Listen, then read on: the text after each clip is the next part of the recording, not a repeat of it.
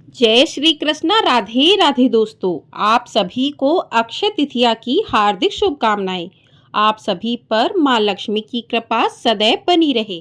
आज की वीडियो में आप सुनेंगे अक्षय तृतीया की व्रत कथा। अक्षय अर्थात जिसका कभी क्षय ना हो और तृतीया यानी तिथि के अनुसार तीसरा दिन।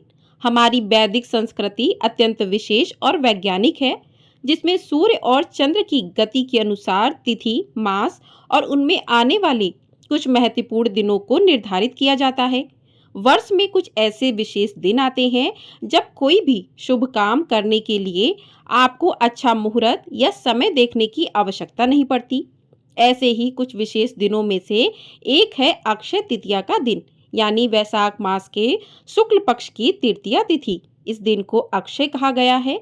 इसका अर्थ है कि इस दिन जो भी पुण्य कर्म या आध्यात्मिक कार्य किया जाएगा, उसका कभी भी क्षय नहीं होगा, अर्थात उसका कभी भी नाश नहीं होगा। जैसे भगवत गीता में भगवान श्री कृष्ण कहते हैं कि जो भगवान की शरण ग्रहण करते हैं वे शीघ्र धर्मात्मा बन जाते हैं और चिर स्थायी शांति पाते हैं। हे कुंती पुत्र, निडर होकर यह घोषणा कर दो कि मेरे भक्त का कभी नाश नहीं होता। उसी प्रकार अक्षय तृतीया के दिन किया गया कोई भी पुण्य कर्म का फल कभी भी नष्ट नहीं होता। भौतिक संसार का सामान्य नियम तो यही है कि अगर आप कोई पुण्य कर्म करते हैं तो उसका अच्छा फल भुगतते हैं, और अगर कोई पाप कर्म करते हैं तो उसका बुरा फल भी आपको ही सहना पड़ता है। हमारे जीवन में आने वाले सुख और दुख अथवा हमारे पूर्व जन्म के ही पाप और पुण्य कर्म के परिणाम स्वरूप हमें मिलते हैं। और एक बार जब हमारे पुण्य कर्म का अच्छा फल मिल जाता है तो उसके बाद वह समाप्त हो जाता है और फिर से हमें कोई दूसरा पुण्य कर्म करना पड़ता है।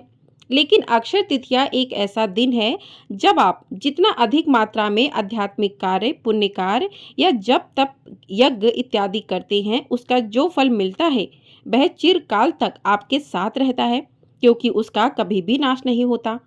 तो आइए आज हम इसी अक्षय तृतीया के उपलक्ष्य में उससे जुड़ी पौराणिक कथा का श्रवण करते हैं। इस कथा के विषय में कहा गया है कि जो व्यक्ति इस कथा को अक्षय तृतीया वाले दिन पूर्ण रूप से सुनता है, यानी शुरू से लेकर अंत तक सुनता है, तो उसे अक्षय पुण्य फल की प्राप्ति होती है। अक्षय तृतीया के दिन पढ़ी और सुनी जाने वाली भगवान श्री कृष्ण और सुदामा की यह मार्मिक कथा, क्योंकि अक्षय तृतीया वाले दिन ही सुदामा अपने बचपन के सखा भगवान श्री कृष्ण से आर्थिक सहायता मांगने आए थे। इस कहानी को सुनने मात्र से अक्षय फल की प्राप्ति होती है। एक ब्राह्मणी थी जो बहुत गरीब और निर्धन थी, भिक्षा मांगकर जीवन यापन करती थी। एक समय ऐसा आया कि 5 दिन तक उसे भिक्षा नहीं मिली। वह प्रतिदिन पानी पीकर भगवान का नाम लेकर सो जाती थी। 6वें दिन उसे भिक्षा में 2 मुट्ठी चना मिले। कुटिया पर पहुंचते पहुंचते रात हो गई। ब्राह्मणी ने सोचा अब यह चने रात में नहीं खाऊंगी, प्रातःकाल वसुदेव को भोग लगाकर तब खाऊंगी। यह सोचकर ब्राह्मणी ने चनों को कपड़े में बांध कर रख दिया और वासुदेव का नाम जपते जपते सो गई। ब्राह्मणी के सोने के बाद कुछ चोर चोरी करने के लिए उसकी कुटिया में आ गए। इधर उधर बहुत ढूंढा, चोरों को वह चनों की बंधी पोटली मिल गई। चोरों ने समझा इसमें सोने के मोती हैं। इतने में ब्राह्मणी जाग गई और शोर मचाने लगी। गांव के सारे लोग चोरों को पकड़ने के लिए दौड़े और चोर वह पोटली लेकर भागे। पकड़े जाने के डर से सारे चोर सांदीपनी मुनि के आश्रम में छिप गए। उस समय सांदीपनी मुनि के आश्रम में भगवान श्री कृष्ण और सुदामा शिक्षा ग्रहण कर रहे थे। गुरु माता को लगा कि कोई आश्रम के अंदर आया है। गुरु माता देखने के लिए आगे बढ़ी तो चोर डर गए और आश्रम से भागे। भागते समय चोरों से वह पोटली वहीं छूट गई। इधर भूख से व्याकुल ब्राह्मणी ने जब जाना कि उसकी चने की पोटली चोर उठा के ले गए, तो ब्राह्मणी ने श्राप दे दिया कि मुझ दीनहीन असहाय के जो भी चने खाएगा वह दरिद्र हो जाएगा। उधर प्रातःकाल गुरु माता आश्रम में झाड़ू लगाने लगी, तो झाड़ू लगाते समय गुरु माता को वही चने की पोटली मिली। गुरु माता ने खोलकर देखी तो उसमें चने थे। कान्हा और सुदामा जंगल में लकड़ी लाने जा रहे थे। गुरु माता ने वह चने की पोटली सुदामा जी को दे दी और कहा, जब वन में भूख लगे तो दोनों लोग यह चने खा लेना। सुदामा जी जन्मजात ब्रह्मज्ञानी थे। उन्हें ज्ञात हो गया कि यह शापित चने हैं, इन्हें कान्हा को किसी सूरत में नहीं खाने देना है।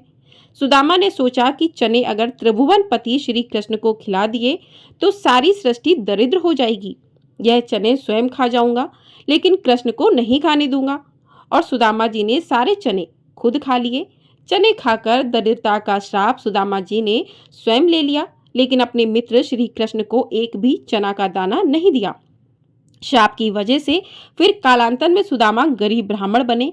अपने बच्चों का पेट भर सके उतने भी सुदामा के पास पैसे नहीं थे। सुदामा की पत्नी ने कहा, हम भले ही भूखे रहें, लेकिन बच्चों का पेट तो भरना चाहिए ना। इतना बोलते बोलते उसकी आंखों में आंसू आ गए। सुदामा को बहुत दुख हुआ। उन्होंने कहा, क्या कर सकते हैं, किसी के पास मांगने थोड़ी ही जा सकते हैं। पत्नी ने सुदामा से कहा, आप कई बार कृष्ण की बात करते हो, आपकी उनके साथ बहुत मित्रता है। ऐसे कहते हो, वे तो द्वारका के राजा हैं, वहां क्यों नहीं जाते, जाइए ना, वहां कुछ भी मांगना नहीं पड़ेगा। सुदामा को पत्नी की बात सही लगी और सुदामा ने द्वारका जाने का निश्चय कर लिया। पत्नी से कहा, ठीक है, मैं कृष्ण के पास जाऊंगा, लेकिन उनके बच्चों के लिए क्या लेकर जाऊं। सुदामा की पत्नी पड़ोस में से भुने चावल यानी पोहे ले आई। उसे फटे हुए कपड़े में बांधकर उसकी पोटली बनाई। सुदामा उस पोटली को लेकर द्वारका जाने के लिए निकल पड़ी। द्वारका देखकर सुदामा को तो दंग रह गए, क्योंकि पूरी नगरी सोने की थी। वहां के लोग बहुत सुखी थे। सुदामा पूछते पूछते कृष्ण के महल तक पहुंचे। दरबान ने साधु जैसे लगने वाले सुदामा से पूछा, ओ भाई, तुम कौन हो और तुम्हारा यहाँ पर क्या काम है। सुदामा ने जवाब दिया, मुझे श्री कृष्ण से मिलना है, वह मेरा मित्र है। अंदर जाकर कहिए कि सुदामा आपसे मिलने आया है। दरबान को सुदामा के वस्त्र देखकर हंसी आई। उसने जाकर कृष्ण को बताया। सुदामा का नाम सुनते ही कृष्ण खड़े हो गए और सुदामा से मिलने के लिए दौड़े दौड़े आए। सभी आश्चर्य से देख रहे थे कि कहाँ राजा और कहाँ ये साधु। कृष्ण सुदामा को महल में ले गए। संदीपनी ऋषि के गुरुकुल के दिनों की यादें ताजा हो गईं। सुदामा कृष्ण की समृद्धि देखकर शर्मा गए। सुदामा पोहे की पोटली छुपाने लगे, लेकिन श्री कृष्ण ने खींच ली और भगवान श्री कृष्ण ने उनसे पोहे निकाले और खाते हुए बोले, ऐसा अमृत जैसा स्वाद मुझे और किसी में नहीं मिला। बाद में दोनों खाना खाने बैठे। सोने की थाली में अच्छा भोजन परोसा गया। सुदामा का दिल भर आया। उन्हें याद आया कि घर पर बच्चों को पूरा पेट भर खाना भी नहीं मिलता। सुदामा वहां 2 दिन रहे। वे भगवान श्री कृष्ण के पास कुछ मांग नहीं सके। तीसरे दिन वापस घर जाने के लिए निकले तो भगवान श्री कृष्ण सुदामा के गले लगे और थोड़ी दूर तक छोड़ने गए। घर जाते हुए सुदामा को विचार आया कि घर पर पत्नी पूछेगी कि क्या लाए हो, तो मैं क्या जवाब दूंगा। मन ही मन सोचते विचारते सुदामा घर पहुंचे। वहां उन्हें अपनी झोपड़ी नजर ही नहीं आई। उतने में ही एक सुंदर घर में से उनकी पत्नी बाहर आई। उसने सुंदर कपड़े पहने थे। पत्नी ने सुदामा से कहा, देखा कृष्ण का प्रताप, हमारी गरीबी चली गई, कृष्ण ने हमारे सारे दुख दूर कर दिए। सुदामा को कृष्ण का प्रेम याद आया। उनकी आंखों में खुशी के आंसू आ गए। वह दिन अक्षय तृतीया का था। तब से प्रत्येक वर्ष अक्षय तृतीया पर श्री कृष्ण सुदामा की यह कथा सुनाई जाती है। कृष्ण और सुदामा का प्रेम यानी सच्चा मित्र प्रेम। सच्चे प्रेम में ऊंच या नीच नहीं देखी जाती और न ही अमीरी और गरीबी देखी जाती है। इसलिए आज इतने युगों के बाद भी दुनिया भगवान श्री कृष्ण और सुदामा की दोस्ती को सच्चे मित्र प्रेम के प्रतीक के रूप में याद करती है। प्रेम से बोलिए श्री कृष्ण भगवान ने की जय। तो इस प्रकार से पहली कथा समाप्त हुई। अब सुनते हैं दूसरी पौराणिक कथा।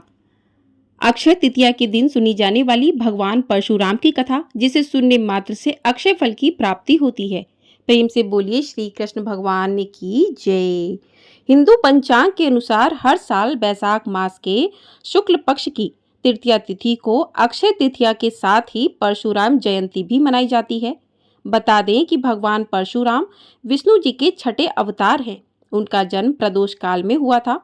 भगवान परशुराम का नाम उनके माता पिता ने रामभद्र रखा था। वहीं इनका जन्म का नाम महर्षि कर्ण ने कोटिकर्ण रखा था। महाभारत और विष्णु पुराण के अनुसार परशुराम का मूल नाम राम था, किंतु जब भगवान शिव द्वारा उन्हें परशु नामक अस्त्र प्रदान किया गया तो उनका नाम परशुराम हो गया। परशुराम मूलतः ब्राह्मण थे, परंतु चरु के प्रभाव के कारण वह क्षत्रिय योचित व्यवहार करते थे। 15 वर्ष की आयु में ही इन्होंने अपने दादा ऋषिक और पिता जमगद्री से वेद और धनुर्वेद की शिक्षा प्राप्त कर ली थी। संजीवनी विद्या, जो भार्गव वंश में वंशानुगत दी जाती थी, विधिवत शिक्षा इन्होंने अपने दादा ऋषिक एवं पिता जमदग्री से प्राप्त की। परशु चलाने की शिक्षा भगवान शंकर के सानिध्य में इन्होंने गणेश जी से प्राप्त की थी। कैलाश पर्वत पर स्थित भगवान शंकर के आश्रम में विद्या प्राप्त कर परशुराम ने विशिष्ट दिव्य अस्त्र परशु प्राप्त किया था। यह परशु भगवान शंकर के उसी महातेज से निर्मित हुआ था जिससे भगवान विष्णु का सुदर्शन चक्र और देवराज इंद्र का वज्र बना था। परशुराम रुरु नामक मृग का चर्म धारण करते थे और कंधे पर धनुष बाण एवं हाथ में परशु लेकर चलते थे। परशुराम शस्त्र विद्या के महान गुरु थे। उन्होंने भीष्म, द्रोण व कर्ण को शस्त्र विद्या प्रदान की। श्रीमद् भागवत के अनुसार एक बार परशुराम की माता रेणुका दैनिक नियमानुसार संध्या वंदन और यज्ञ के लिए गंगा जल लेने गंगा के तट पर गई। सायंकालीन जप, संध्या वंदन और यज्ञ उत्तमा सूर्य संहिता सूर्य के रहते ही उत्तम मानी जाती है। जिस समय रेणुका नदी तट पर जल लेने गई उसी समय गंधर्व मृतिकावत के पुत्र राजा चित्ररथ गंधर्वराज का जलयान वहां रुका। चित्ररथ अपनी अप्सराओं के साथ वहां जल क्रीड़ा करने लगे। रेणुका ने सोचा कि यह लोग स्नान करने चले जाएं तो मैं पूजा और संध्या के लिए स्वच्छ जल लेकर आश्रम को जाऊं। इक्ष्वाकु क्षत्रिय वंशी होने के कारण रेणुका के विचारों में स्वच्छता थी। उसे भार्गवों के द्वारा निर्मित नीति पंथ का ज्ञान नहीं था। इस अज्ञानता के कारण उससे नीति पंथ का उल्लंघन हो गया। चित्ररथ को जल क्रीड़ा करते देख वह मानसिक विकार से अपनी सुध-बुध खो बैठी। उनके मन में विचार आने लगा कि वह भी राजकुमारी थी और अगर उसका विवाह भी किसी राजकुमार से हुआ होता तो वह भी इसी प्रकार जल क्रीड़ा और अन्य प्रकार से राजकुमारियों की तरह मनोरंजन कर सकती थी। चित्ररथ को स्त्रियों के साथ जल क्रीड़ा करते देख रेणुका ने जमदग्नि का चिंतन प्रारंभ किया। देवी के मन में विचार आया कि मुनीश्वर शिव स्वरूप जमदग्नि के समागम में यह जल क्रीड़ा की जा सके तो यह तीर्थ सार्थक हो जाएगा। जिस समय रेणुका को जल क्रीड़ा करते हुए चित्ररथ और उनकी अप्सराएं दिखाई पड़ी उस समय उनके मन में आश्रम जीवन के साथ ही राजकन्या के उपयुक्त जल क्रीड़ा की इच्छा जागृत हुई। मानसिक विकार आ जाने की वजह से रेणुका का चित्र स्थित हो पा रहा था, जिसकी वजह से उनके द्वारा रेत से कच्चा घड़ा नहीं बन पा रहा था। बार बार प्रयत्न करने पर भी वह बिखर जाता था और इसी प्रयास में सारा समय व्यतीत हो गया। सुध आने और स्मरण होने पर वह अपने गीले वस्त्र समेटकर जल्दी से जमदग्नि के आश्रम की ओर आ गई। रेणुका को आश्रम आने में काफी देर हो गई थी। इतने में सूर्य अस्त होकर चंद्र उदय हो चुका था। अग्निहोत्र के पूर्व पहुंचने का नित्यक्रम इसी दिन टल चुका था। देवगढ़ और अतिथिगढ़ों की पूजा का समय भी निकल चुका था। मानसिक विकार से युक्त होने के कारण रेणुका का ब्रह्म तेज समाप्त हो गया था। वह खाली हाथ वापस आई थी। उसे इस रूप में देखकर महर्षि जमदग्नि ने अपनी योग विद्या से सब जान लिया। यह सब जानने के बाद उनके क्रोध की सीमा न रही। उन्होंने रेणुका से कहा, तुम्हारा चित्र पर पुरुष में लग गया है, अब तुम मेरी अर्धांगिनी होने का अधिकार खो बैठी हो। उन्होंने कहा, ब्राह्मण का शरीर क्षुद्र सांसारिक काम के लिए नहीं है, कठोर तप के लिए है और साधना के लिए है। दीपक की भांति जलते रहकर सबको प्रकाश देने के लिए है। तब रेणुका ने कहा, मेरे हृदय में केवल आपकी मूर्ति रहती है, मेरे मन में आपके अलावा किसी अन्य का विचार भी नहीं आता। नारायण स्वयं मेरे पुत्र हैं, मैं अन्य के प्रति अपनी कामना कैसे रख सकती हूँ। इसके बाद रेणुका ने कहा, मेरे मन में जो था वह मैंने आपको कह दिया है, अब धर्म के अनुसार जो उचित हो वह निर्णय आप करें। इस पर महर्षि जमदग्नि ने कहा, घृणित कार्य करती हो और धर्म की बातें करती हो, तुम निश्चय ही वध के योग्य हो। महर्षि जमदग्नि ने रेणुका के व्यवहार के कारण अपने पुत्रों से उसका वध करने को कहा, परंतु चारों अग्रज पुत्रों ने ऐसा करने से मना कर दिया। इसके बाद उन्होंने अपने पुत्र परशुराम को अपनी माता रेणुका का वध करने को कहा। जमदग्नि ने परशुराम से कहा, तुम्हारी माता ने मदन रूप से चित्ररथ गंधर्व को गंगा तट पर देखा है। तेरी माता का चित्त दुराचारी हो गया है। तुम्हारी माता ने भार्गव द्वारा निर्मित और अनुकरणीय नीति पंथ का उल्लंघन किया है। मेरी आज्ञा से तुम अपनी माँ का वध करो। यदि तुम मेरे पुत्र हो तो अपनी माँ का मस्तक काट डालो। तुम्हारे चारों अग्रज भाइयों ने मेरी अवज्ञा की है, इस कारण इन भाइयों के सिर भी काट डालो। पिता की आज्ञा होते ही एक क्षण का भी विलंब न करते हुए परशुराम ने अपनी माता और चारों अग्रज भाइयों का सिर काटकर धड़ से अलग कर दिया। ऐसा करते ही महर्षि जमदग्नि ने प्रसन्न होकर कहा, पुत्र तुम धर्मज्ञ और आज्ञाकारी हो, तुम कठिन परीक्षा में उत्तीर्ण हो गए हो, मैं तुमसे बहुत प्रसन्न हूँ। तुम एक इच्छित वर मांगो। इस पर परशुराम ने कहा, मेरी माता जीवित हो जाए और उनके मानस पाप का नाश हो जाए, मेरे चारों भाई जीवित और स्वस्थ हो जाएं और उनके मेरे द्वारा मारे जाने की याद न रहे। युद्ध में मेरा सामना करने वाला कोई ना हो और मैं लंबी आयु को प्राप्त करूं। महर्षि जमदग्नि ने उन्हें आशीर्वाद देते हुए कहा, ऐसा ही होगा।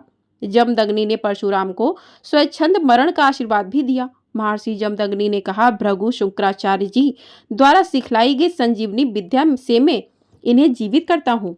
और उसके बाद उन्होंने ललिता पत्तों का लेप लगाकर उनके धड़ को फिर से जोड़ दिया, जिससे वह सभी फिर से जीवित हो गए। ऐसा माना जाता है कि भगवान परशुराम ने 21 बार क्षत्रियों को पृथ्वी से नष्ट किया था। धर्म ग्रंथों में वर्णित है कि नर्मदा नदी के किनारे महिष्मती नामक स्थान पर है वंश का साम्राज्य था। इसी वंश से एक राजा कृतवीर थे। भार्गव वंशी ब्राह्मण इनके राजपुरोहित थे। परशुराम के पिता महर्षि जमदग्नि जो भार्गव प्रमुख थे, उनका कृतवीर के साथ मधुर संबंध था। कृतवीर के पुत्र का नाम अर्जुन था। इस कारण अर्जुन को कार्तवीर्यार्जुन भी कहा गया। कार्तवीर्यार्जुन ने अपनी आराधना से भगवान दत्तात्रेय को प्रसन्न किया। भगवान दत्तात्रेय को ब्रह्मा, विष्णु और महेश तीनों देवों का अवतार माना जाता है। भगवान दत्तात्रेय ने प्रसन्न होकर कार्तवीर्यार्जुन को 1 सहस्त्र भुजाओं तथा युद्ध में किसी से पराजित न होने का वरदान दिया। इस कारण कार्तवीर्यार्जुन को सहस्त्रार्जुन भी कहा जाता है। एक बार सहस्त्रार्जुन अपनी पूरी सेना के साथ जंगल से गुजर रहा था, तो विश्राम करने के लिए महर्षि जमदग्नि के आश्रम पहुंचा। महर्षि जमदग्नि के पास देवराज इंद्र द्वारा प्राप्त कपिला कामधेनु गाय थी। यह कोई साधारण गाय नहीं, वरन दैवीय गुणों से युक्त एक विशिष्ट गाय थी। इस गाय की सहायता से महर्षि जमदग्नि ने राजा और उनकी पूरी सेना के लिए भोजन का प्रबंध किया। सहस्त्र अर्जुन गाय की विशेषताओं को देखकर उससे प्रभावित हुआ और उस गाय को प्राप्त करने का लोभ उनके मन में घर कर गया। सहस्त्रार्जुन ने उस गाय को जमदग्नि ऋषि से मांगा, परंतु उन्होंने इसे देने से इनकार कर दिया। क्रोध में आकर सहस्त्रार्जुन ने पूरे आश्रम को तहस नहस कर दिया और बलपूर्वक कपिला कामधेनु को ले जाने का प्रयास करने लगा। लेकिन गाय उससे छूटकर स्वर्ग लोक में इंद्र के पास चली गई, जिससे सहस्त्रार्जुन को वह गाय हासिल न हो सकी। लेकिन महर्षि जमदग्नि को दोहरा नुकसान झेलना पड़ा। एक तरफ उनका आश्रम तहस नहस हो गया तथा दूसरी ओर उनकी विशिष्ट कपिला कामधेनु गाय भी उनके पास से चली गई।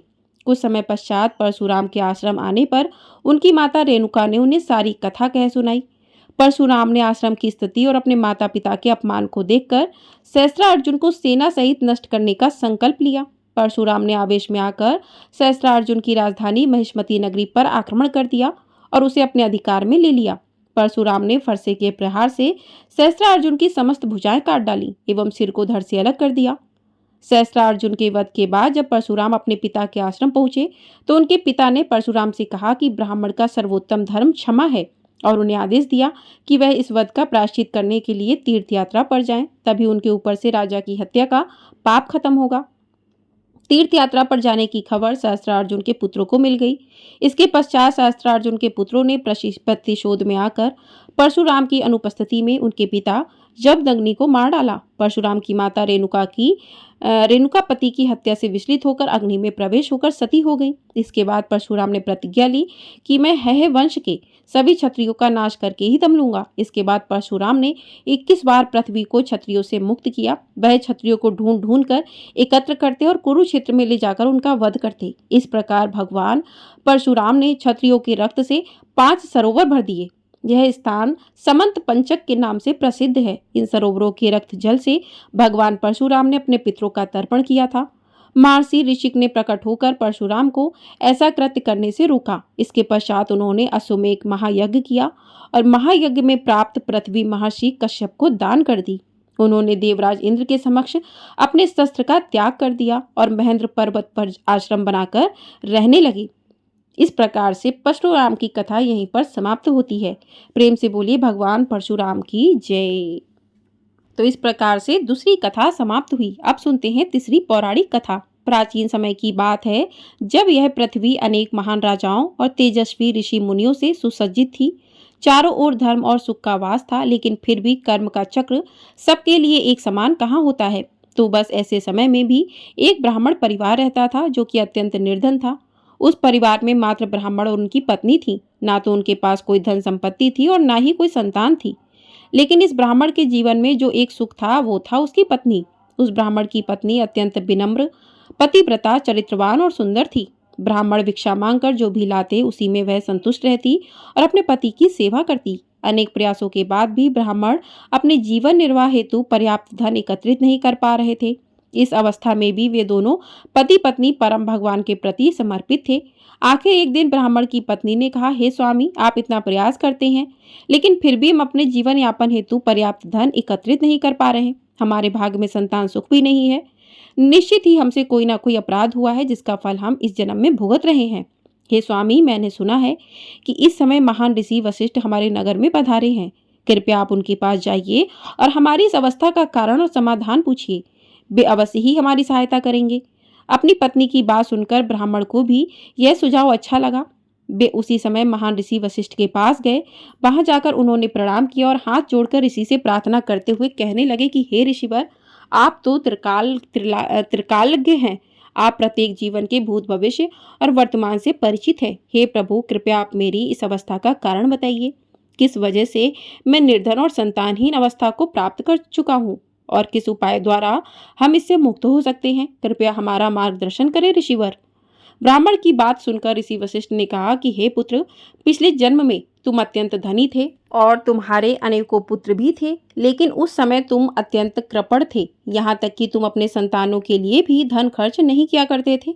अपने धन और संपत्ति के प्रति आसक्ति और अपनी संतान के प्रति लापरवाही के कारण तुम्हें इस जन्म में निर्धनता और संतानहीन होने का श्राप मिला है। उसी समय किसी कारणवश तुमने वैशाख मास के अंतिम 5 दिन में व्रत का पालन किया था, इसलिए इस जन्म में तुम्हें ब्राह्मण का शरीर और अच्छी पत्नी प्राप्त हुई है।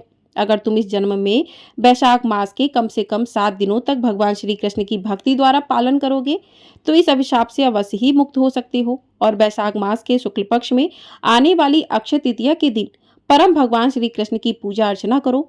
ब्राह्मण ने वशिष्ठ मुनि की सभी बातों का पालन किया और उसके फलस्वरूप वो ब्राह्मण अपने निर्धन और संतानहीन अवस्था से मुक्त हो गया। इस कथा का महात्म्य सुनाते हुए कहा गया है कि जब हम इसी प्रकार की पौराणिक कथाओं का श्रवण और पठन करते हैं तो हम अपने आप ही परम भगवान गुरु और वैष्णव की सेवा में संलग्न होते हैं। इसलिए अक्षय तृतीया के दिन इस कथा का श्रवण अवश्य करना चाहिए। सिंहाचल में भगवान नरसिंह देव के एक विग्रह है जिसमें संपूर्ण वर्ष के दौरान चंदन लगाकर रखा जाता है, लेकिन अक्षय तृतीया का यही वह एकमात्र दिन है जब उनके शरीर से चंदन उतार लिया जाता है।